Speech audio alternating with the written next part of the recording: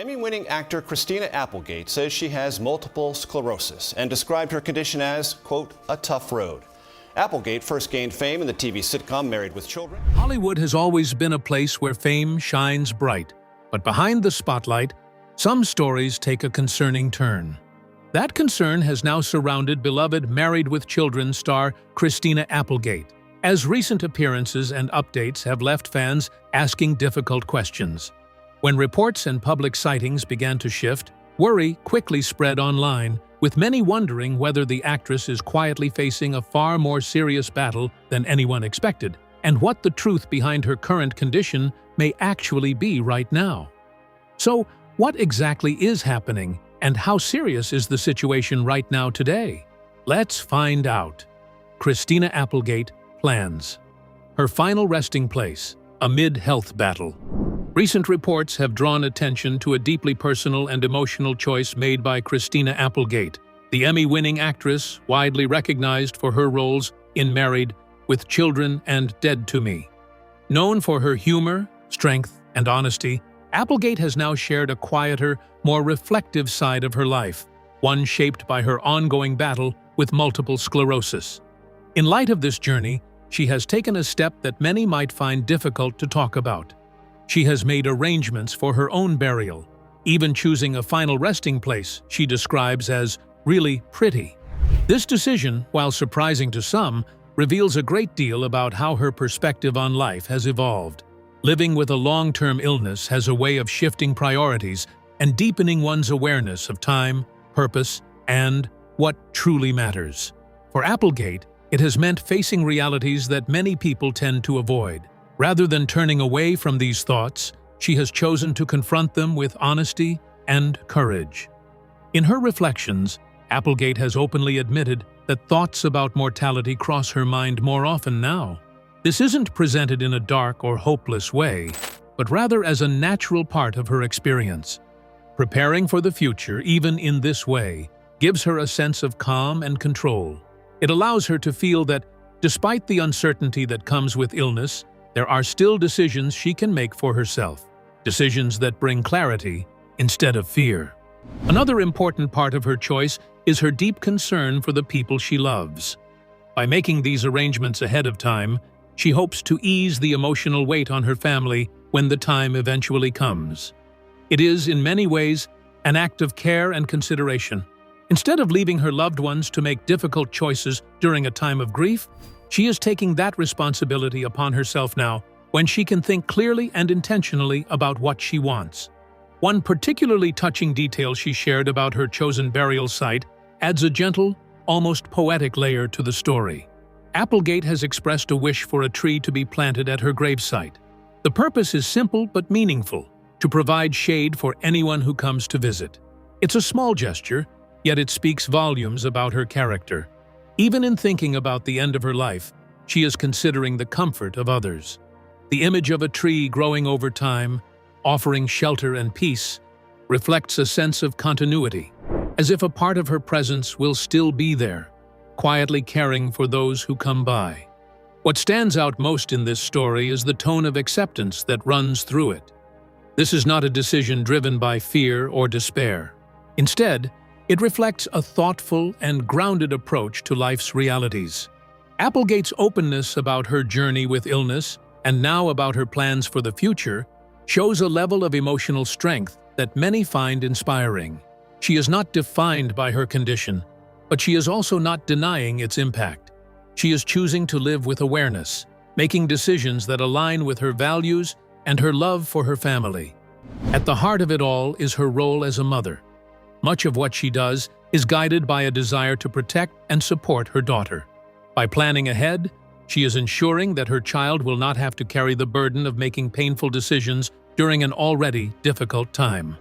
It is a powerful reminder that love often shows itself not just in the present, but in the way we prepare for the future.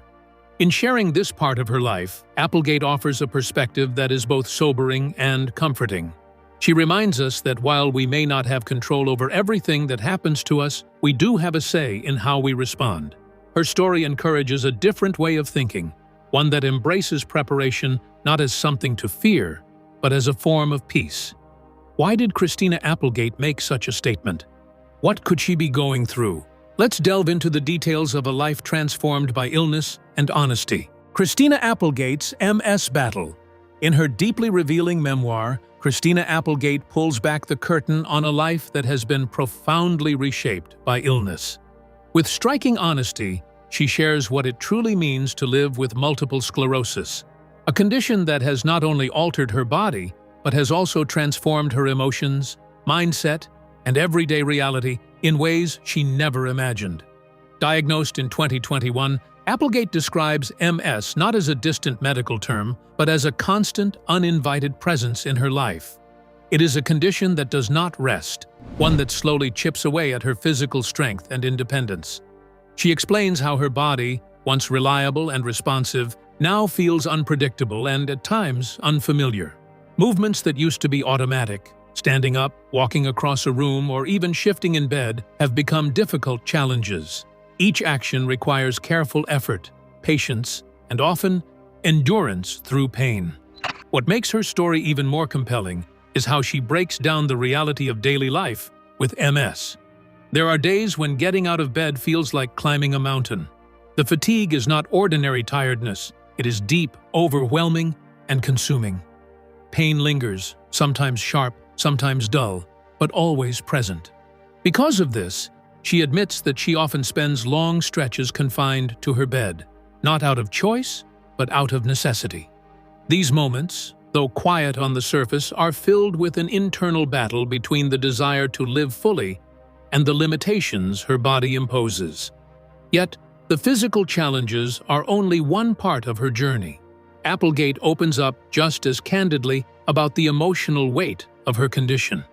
Losing control over her body has forced her to confront a new version of herself, one that feels far removed from the person she once was. She speaks about changes in her appearance, including weight fluctuations, and how these shifts have affected her sense of identity. There is a deep frustration in living with a condition that offers no clear timeline, no guaranteed improvement, and no cure. For her, MS is more than an illness. It is a daily negotiation. Every day brings new questions. How much can I do today? What will my body allow? What will it take away?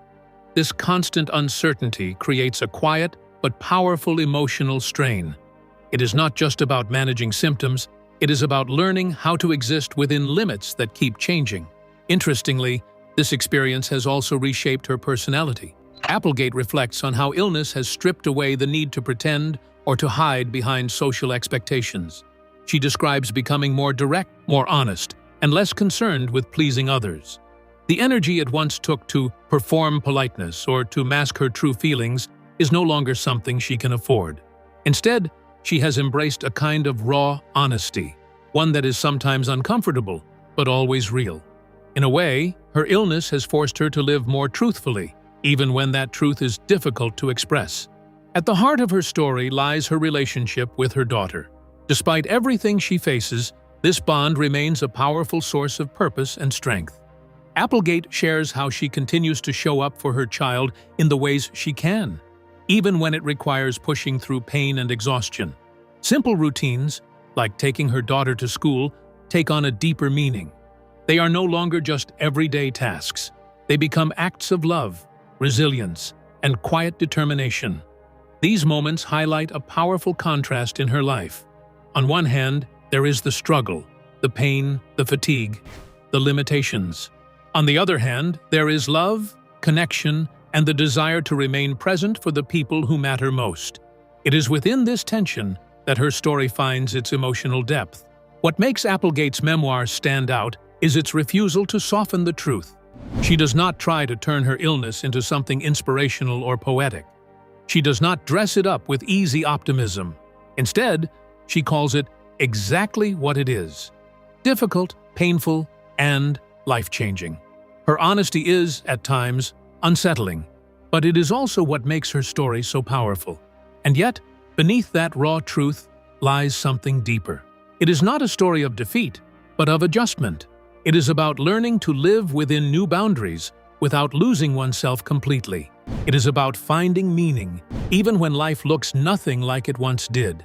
In sharing her experience, Applegate offers something rare, a glimpse into the real, unfiltered reality of chronic illness. It is a story of loss, yes, but also of endurance, a story of limits, but also of quiet strength. And ultimately, it is a reminder that even when life changes in the most unexpected ways, it is still possible to keep going, one difficult, determined step at a time. Is this the first time Christina Applegate would be struggling with a serious health condition? What condition did she struggle with? Let's dive into the details of Christina's battle with breast cancer, a life-changing diagnosis.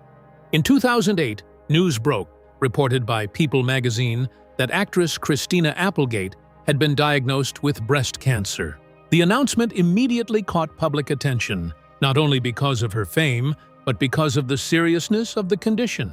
However, there was a measure of relief in the initial statement released by her representative. It explained that the cancer had been discovered at a very early stage, thanks to a doctor-recommended MRI scan. Because it was caught so early, it was not considered life-threatening. The message was clear and hopeful. She was following her doctor's advice closely and was expected to make a full recovery. Even with that reassurance, the situation was far from simple. Cancer, no matter how early it is found, brings fear, uncertainty, and difficult decisions. For Applegate, the path forward required courage and decisive action. In time, it was revealed that she chose to undergo a double mastectomy, a major surgery that involves removing both breasts. What made this decision even more striking was that cancer had been detected in only one breast. Still, she chose the more aggressive route, prioritizing long-term safety over short-term comfort. This decision was not made lightly. Behind it was a deeper medical reality tied to her genetics. Applegate carries a mutation in the BRCA1 gene, a gene known to significantly increase the risk of both breast and ovarian cancer. For individuals with this genetic trait, the chances of developing cancer are much higher than average. In such cases, preventative measures, even drastic ones, are often considered the most responsible option. Her choice, therefore, was not just about treating what had already been found, but about reducing the risk of what could come in the future. There was also a powerful family connection to her decision. Applegate's mother had previously battled and survived breast cancer. That personal history likely added another layer of urgency and clarity to the situation. It is one thing to hear about a disease in general terms, but entirely different to witness its impact on someone close.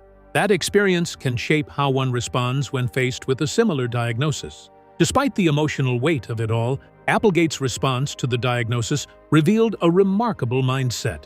Reflecting on that moment, she admitted that her initial reaction was one of shock. She described herself as just shaking. It was a natural human response to life-changing news. Yet almost immediately, something shifted within her.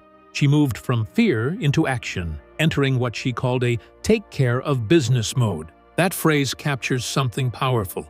Rather than allowing herself to be overwhelmed for long, she focused on what needed to be done. It was a mental switch, from panic to purpose. In that mode, emotions take a back seat, and clarity takes over. Decisions are made, steps are taken, and energy is directed towards solutions rather than fear. Her journey through diagnosis, treatment, and recovery became more than just a personal battle. It turned into a story of awareness, resilience, and informed decision-making. It highlighted the importance of early detection, the role of genetic testing, and the value of acting quickly when faced with serious health challenges. In the end, after undergoing surgery and following her treatment plan, Applegate was declared cancer-free. It was the outcome everyone had hoped for, but it came through a path that required strength, sacrifice, and difficult choices. Her story stands as a reminder that even in moments of fear, clarity, and courage can lead the way forward. What kind of family did Christina Applegate emerge from? What were her childhood years like? Let's dig into the details of the early life story of Christina Applegate. Birth, family, and dance beginnings. Christina Applegate's story begins in the heart of the entertainment world, Hollywood, Los Angeles, California, a place where dreams are made, tested, and sometimes broken. But for her, the stage was set long before she ever chose it. She was born into a family already woven into the fabric of music and performance, a life that would quietly shape her path in ways she may not have fully understood at the time. Her father, Robert William Bobby Applegate, who lived between 1942 and 2025, worked behind the scenes as a staff producer at Dot Records, contributing to the soundscape of an era. Her mother, Nancy Pretty, lived in front of the spotlight as both a singer and an actress.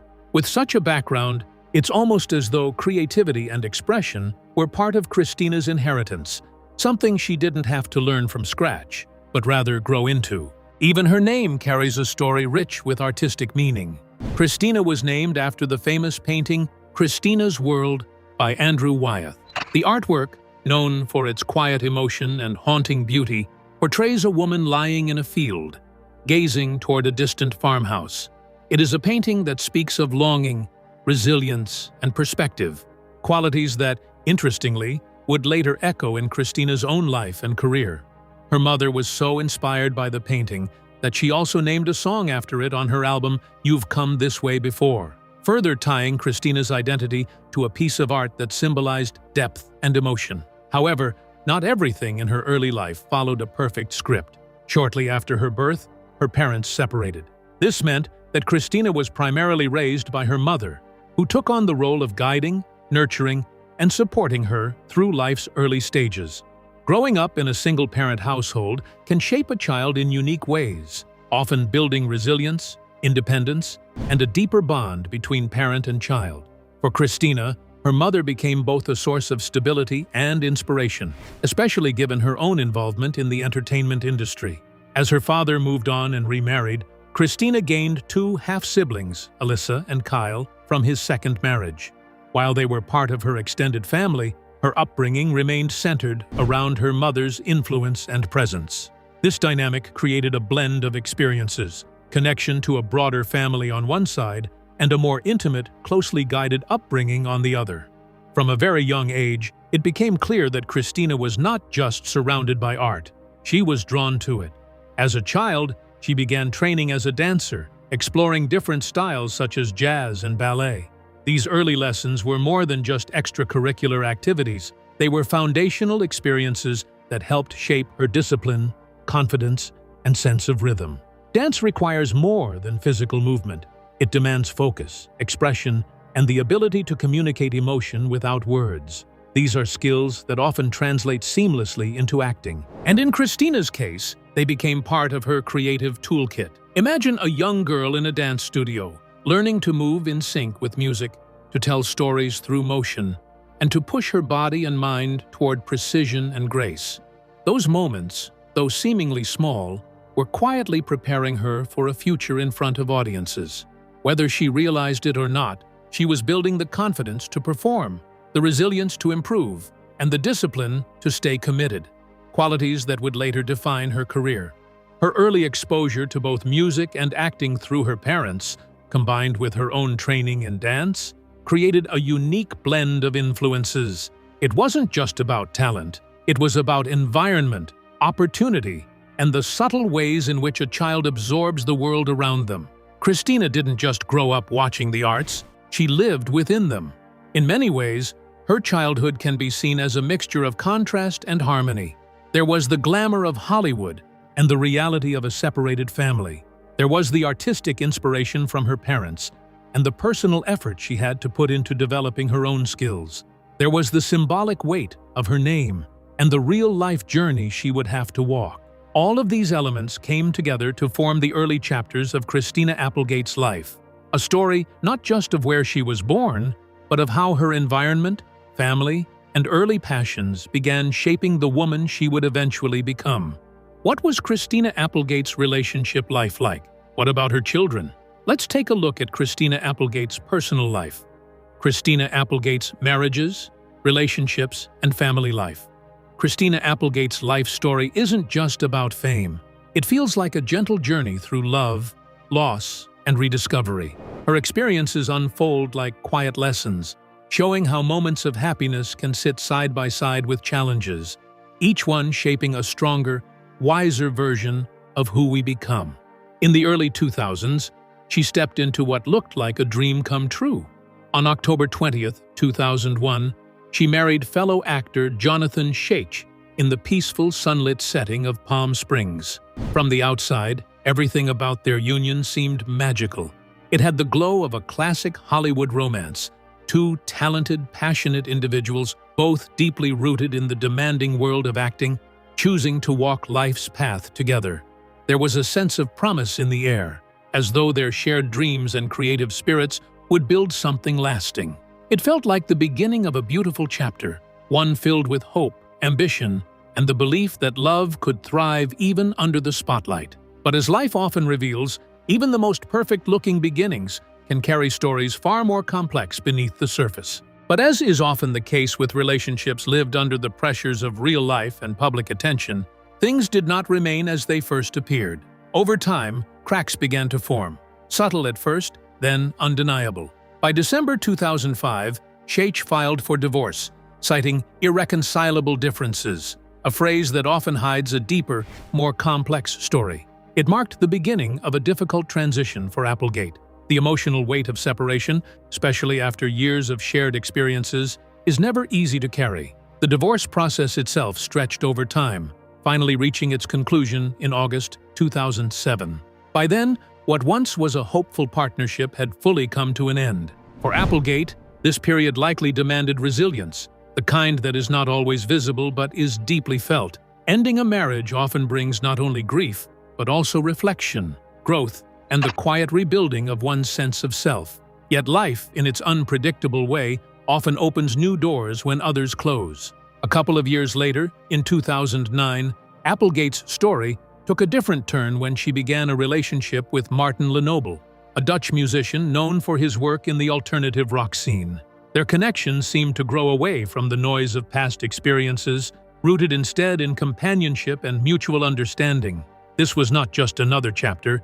It felt like a more grounded beginning, shaped by maturity and the lessons of the past. Then came a moment that symbolized hope and commitment in a deeply personal way.